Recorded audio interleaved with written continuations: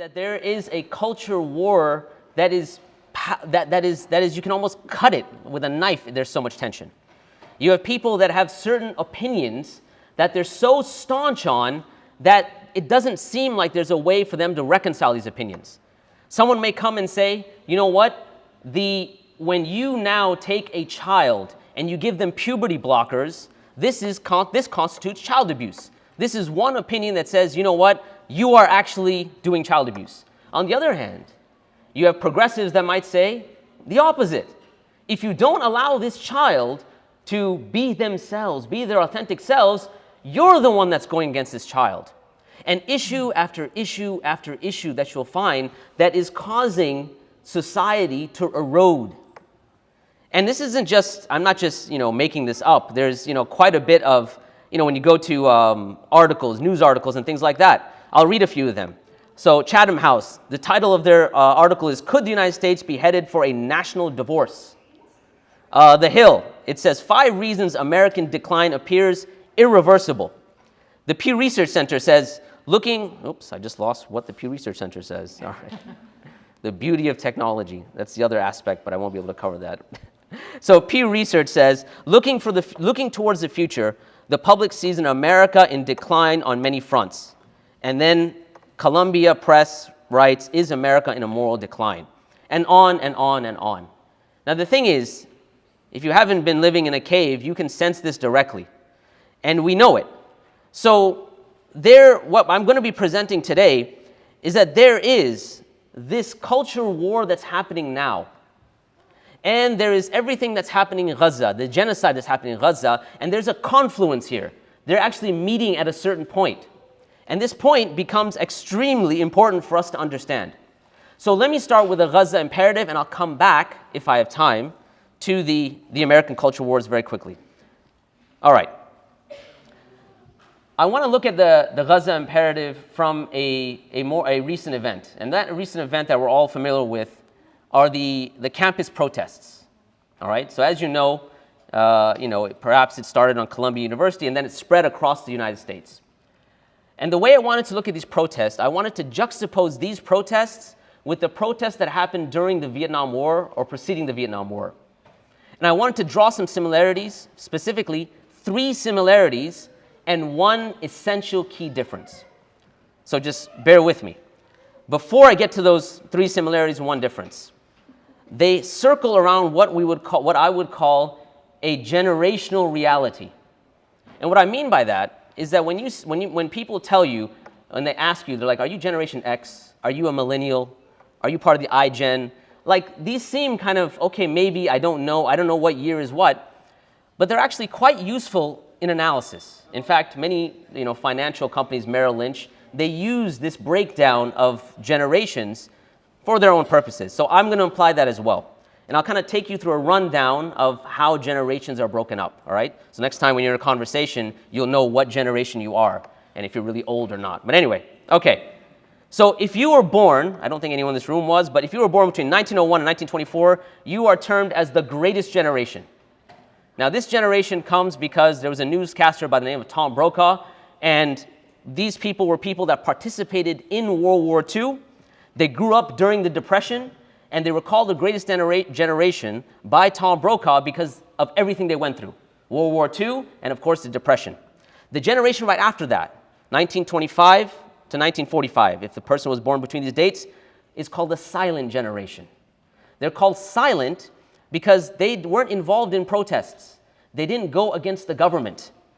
And what's interesting is that this is a time in American history of great economic prosperity.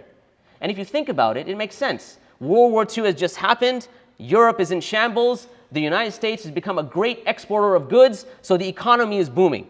And it continues. In fact, real wages, for those of you who have studied economics, are rising at this point. It's until the 1970s where they flatline. That's, again, a separate story. But so things are happening well, no reason to get up and revolt against the government. Everything is going good. So this is the silent generation. Now the next generation, 1946 to 1964. This is called the baby boomer generation. This is because when things are going well, guess what's going on at home? Right? So there's a lot of babies that are born, okay? You can fill in the blanks yourself. So now, this is the baby boomer because there's a boom in the population, all right? Some of the attributes. First of all, this generation is where the Vietnam protests are found. When this generation grows up, this is where they start looking into these protests and so on and so forth. The first two generations I mentioned, and this last generation, the baby boomers, so the greatest generation, the silent generation, we'll put that in one camp, and the baby boomer generation. The first generation, the first two generations, greatest and silent, and this is going to be important later, they are what we would call TV immigrants, television immigrants, meaning that they weren't brought up on television. The baby boomer generation, however, is what we would call television natives. They grew up with televisions in the household. And this is a very important point. It's going to come later when we talk about the Gaza imperative and so on and so forth. All right, moving on to generations. After that, Generation X, 1965 to 1980. All right, there's a big emphasis on education. For the Muslims in America, this is important. It is at this time you have the influx of immigration from the Middle East and from South Asia. Why? Well, because in 1925 there was two acts that were part of the law in the United States. One was called the National Origins Act, and the other one was called the Asiatic Barred Zone. The National Origins Act stated that no one could migrate, no one could immigrate to the United States unless they were of European stock, and not any European stock. Of course, the Turks couldn't come, right? And that was part of the law. The Asia Barred Zone claimed or stated that no one from Asia or the Middle East could migrate to the United States. These two laws are repealed in 1965. And this is when the influx of immigrants come in from the Middle East and from South Asia, right? Your India, your Pakistan, the Middle East, wherever you're from, all right? Wherever your people may be coming from. Okay, this is Generation X. Massive Muslim immigration. Next generation, Generation Y. These are the millennials. Many of you are perhaps millennials, all right? Why do they call them millennials? Because they became adults at the turn of the millennia, right? They saw 2000, they experienced the whole world's coming to an end with 2000, and all computers were shut down. So if you're my age and you know that, you know what I'm talking about. They also directly experienced 9/11, and this is going to be important. Directly, they saw it. It's not, something in the history books. They also experienced the 2008 financial collapse. Again, these points are going to be very important. Okay, you have now Generation Z, also known as the iGen, and this is where the protests are happening right now. Generation Z, by and large, okay, on college campuses. Let me take a step back. Remember, in the first two categories, I categorized or I combined the greatest generation with the silent generation, and I said that there were TV immigrants versus the baby boomers who were TV natives. I'm going to do the same thing here. Generation X, Generation Y, they are digital immigrants, whereas Generation Z are digital natives. So in other words, people that were part of Generation X and Generation Y adopted using cell phones and getting on social media, but the iGen, Generation Z, was brought up in this environment. Okay, let me now put all this together. The three kind of similarities. Number one, between Vietnam, the Vietnam War, and the protests then, and the protests that are going on in Gaza today. Number one, you had a very, very strong youth movement, anti-war youth movement.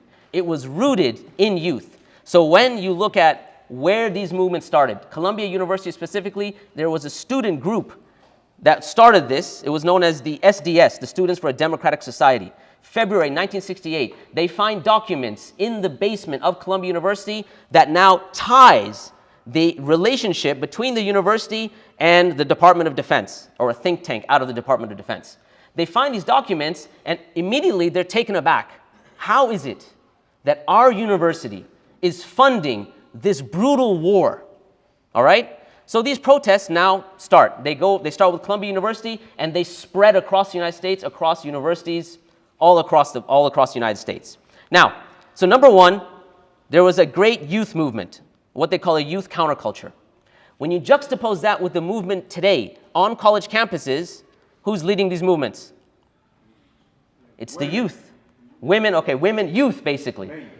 Sure, all right? Women, and youth, right, I would say, if you want to put it in that category. But I would say youth. So why is that important? Because that leads to the second similarity. The second similarity is not that it's just youth, but that there is a change in the role of media. During the Vietnam War, this was the first time that Americans could watch death and destruction on national television. 4 broadcast networks are being beamed into American households and are shaping the opinion of the typical American. And so now you've got this media shift, which again, 2 generations ago that I categorized together, they were immigrants to this TV reality, whereas the natives of this TV reality are taking it in directly, almost as like an experiential reality. Similarly, with Gaza, the young generation, Generation Z, the iGen, there is a media shift. You had digital immigrants, Generation Y, Generation X, and so on and so forth, and then you have those who are native to digital media. You had native to social media and so on and so forth. And just like you had, war that was being broadcast into TVs, now you can watch a genocide live streamed on your phones, right? So there was now the role of media that is similar between these two things, all right? The media had a great influence. This was the first time Americans could do that. The third thing that was similar, and this one might ruffle some feathers, violence. What you'll notice about the protests during the Vietnam War is that immediately police forces were sent in. And there was a lot of these protesters that were arrested, that were jailed, that were, in fact, at Kent State University, there were 4 students that were shot and killed, Kent State, Ohio, during the Vietnam War. Killed, they died, right? So violence was part and parcel of this project. And I'm going to get into why. What you'll notice today, in the protests today, violence is part and parcel of that, state violence. In other words, what happened when those Columbia University students started protesting? Who was called in? Right? It was the police force. And so violence becomes part of this. Now, with these 3 points that I mentioned, those things that are similar, the youth movement, the role of the media, and violence, what's the 4th point that I said is dissimilar? And Brother Paul alluded to that. What's dissimilar is the factor of Islam is what's dissimilar. And this is going to be very, very important. I'll tell you why. When it comes to how this war will be won, because a lot of people talk about, that, okay, this war, it's going to be long, whatever it might be. But when you talk to the young generation, they're not cautiously optimistic. A lot of the older, let's say, Generation X, Generation Y, they call this thing cautiously optimistic, and they have reasons for that. Remember, they lived through 9/11. They lived through the financial crisis. Many of them were immigrants that came from abroad, fleeing lives that were difficult to come to the US. So in that paradigm, when they're looking at when we're going to go out and protest and when we're going to get arrested and these things, we don't know if we want to do that. That's very risky. That was the response after 9/11. We have to preserve ourselves. We worked hard for this, and so on and so forth. Remember, the dynamic now is very different. The generation now didn't experience any of that, okay? So, coming back to what I was mentioning, the college campuses, one of the things that we see, and one of the differentiating factors is going to be Islam. The last point that I forgot to mention, point number 3 about violence. Anytime you find that the intellectual and moral high ground is being lost, this is when violence has to be employed. And I wanted to read a quote, right? So that's what happened during the Vietnam War, and it happened during these protests as well. Let me read this quote from the CEO of Planetary Technologies, Alex Karp. Now, this corporation, multi-million dollar corporation, provides AI services to the military, yada, yada, yada. So he is in an interview, and listen to what he says. And I'm shocked that he could just openly say it, but yet that is the world we live in. He says, and this is what I want you to pay attention to, if we lose the intellectual debate, he's talking about the protests here specifically, if we lose the intellectual debate, we will not be able to deploy any army in the West ever. Allahu Akbar, right? Blatant statement. but it shows us, it exposes something very deep. And that is when the intellectual argument is being lost and the moral high ground is being lost, well, guess what's right around the corner? Inshallah. That'll be victory, right? Last point, and that is about Islam. As we are here and we're living in the US, most of us, right? Some of us are from the UK, all right? As we're here and living in the US, what is our role now? What is the way forward? Let me just quote for you an ayah of the Quran, and I'm going to try to encapsulate it with this ayah. Allah subhanahu wa ta'ala says, فَلَا تُطِعِ الْكَافِرِينَ. Do not yield to the kuffar. Do not yield to the disbelievers. Do not obey the disbelievers, right? Look, there's a lot of pressure. They're going to want you to submit. They're going to want you to go back to comfortable lifestyles. They're going to want you to go back to like, look, you've got to worry about dunya, right? Especially as, many of us, as Imam Tom always says, are part of the holy trinity of the Muslim world, right? The doctor, lawyer, engineer. Everyone's trying to get to that point, so we have that, with all deference to any doctors here, I know where our funding comes from. Anyway, it's a joke, guys. Just lighten it up a little bit. All right. So, do not obey or do not yield to the disbelievers, right? In other words, what Allah is saying is that you're going to be under pressure. When the Muslims were in Mecca and they had to leave, some people left under pressure. But guess what? Some people stayed. When they eventually came back after the victory, Fathul Mecca, the people that had stayed, they were full of regret. Why? Because they made a choice at that time. When everyone was leaving, when the Muslims were leaving, they were Muslim, but they said, you know what? شَغَلَتْنَا أَمْوَالُنَا وَأَهْلُونَا. Our wealth and our families kept us busy. That's why we couldn't leave.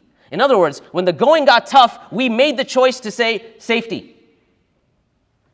But Allah is saying, do not obey the disbelievers. Don't yield to them.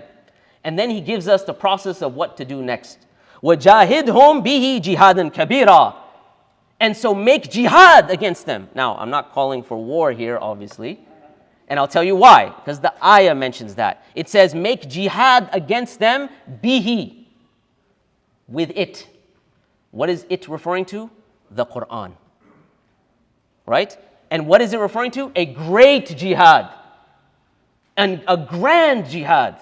Ibn Hazm, when he gives the shar of this, or let's say the tafsir of this ayah, he says jihad can be broken down into 3 levels. The highest level is the intellectual jihad. The highest. Who's losing the intellectual debate right now? The enemies. Who has the strong suit right now? The Muslims. They're losing the intellectual battle. And this is the primary thing that what Allah is telling us. Don't come under pressure. You're good.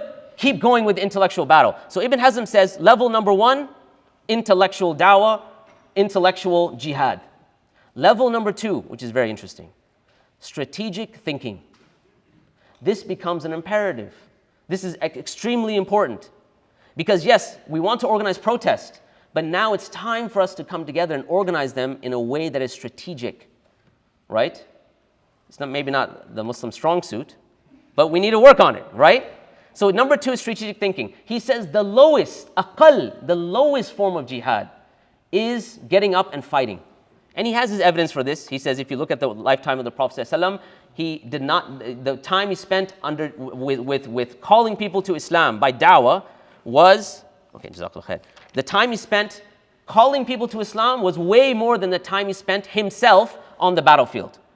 Himself, right? Number 2, strategic thinking was a large part of what the Prophet ﷺ did. The concept of shura with the Sahaba and things like that. So, with that said, what I want to leave you with, because I got the 5-minute note here, on this particular point, and that is this. We have to now come and understand what is the differential. The differential, what differentiates us and our protest and our call from Vietnam is al-Islam. Therefore, what has to be part and parcel of these protests is a robust, proactive, intellectual, spiritual dawah. And by the way, this is much easier than you think. Many of you are coming from communities that every week there's a shahada. I'm coming from a community like that, right? Every week someone's coming to the masjid. Hey man, what you want to take? Oh yeah, I want to take shahada. Why? I looked at the people of Gaza And I started thinking that if I was going through a genocide, I would be completely destroyed. But these people, they have a resilience, right? A resilience comes from this term about bouncing back. They have a resilience that I can't really reconcile. And the only thing that I could think of that would give them that resilience is Islam. So it's not even difficult, but it's part and parcel of what we need to do, is have a robust da'wah that's intellectual. Because here's why. No doubt humanitarian causes are needed. We have to have a strong humanitarian presence in Gaza and other places in the world, especially Gaza, especially Palestine. But humanitarian aid will not solve the problem. Because the problem is not humanitarian. The problem is an ideology, which is Zionism. And you cannot defeat an ideology with humanitarian aid. You defeat an ideology with a better idea. And that better idea is Islam. So that would be the final thing that I would leave you with. That as you go back to your communities, as you go back home, find a way to incorporate da'wah and the call for justice in Palestine. Because, like I said, this is what differentiates us. If Islam is not there, here's what will happen. Moral leadership will go into somebody else's hand. Let's take a protest, for example. And this is something that happened earlier on, right? People were protesting, let's say, the Muslim ban, for those of you who remember that. But guess who started to now usurp the leadership? It was the LGBTQ community. When they usurped the leadership, all of a sudden now Muslims find themselves in a very precarious position. Like, oh, so we helped you, you need to help us. Come out, support us, and so on and so forth. We don't want to be in that position. Why? Because moral leadership has to be with the people who have truth. And justice has to come from those people that understand the connection between truth and justice. Moral leadership is going to be uncomfortable. I was giving a talk, and I'll conclude real quick. I know I'm running a little bit over. I was giving a talk at a conference earlier, and there was a whole bunch of doctors. I'm not trying to pick on any doctors, by the way. Like I said, I know where the funding comes from. But I did mention this. I said, when we think about moral leadership, when we think about da'wah, I want you, for those who are in the medical field, I want you to imagine you have a young person that goes to gender reconstructive surgery. And they have hormones that are injected into them. And their entire, existence is horrible. When they grow up and they ask the question, where were the people to save me? Who had the moral fortitude to stand up to the community and the people and the country and whatever it might be to stop all of this? Will it be the Muslim doctors that they will point to? Now, introspection for you to think about. Moral leadership is not easy, but it takes courage, and we'll have to have that courage if we want the paradigm to change. So I ask Allah subhanahu wa ta'ala to grant victory to the Palestinians, to the Muslims, and give us victory over those that are at the apex of injustice. And I ask Allah subhanahu wa ta'ala to give us all the tawfiq to act upon anything of goodness that was said, and give us all the tawfiq to go forth as du'at, as intellectual powerhouses, and to have this victory and to see the victory ourselves. Jazakumullah khair wa salaamu alaykum wa rahmatullah.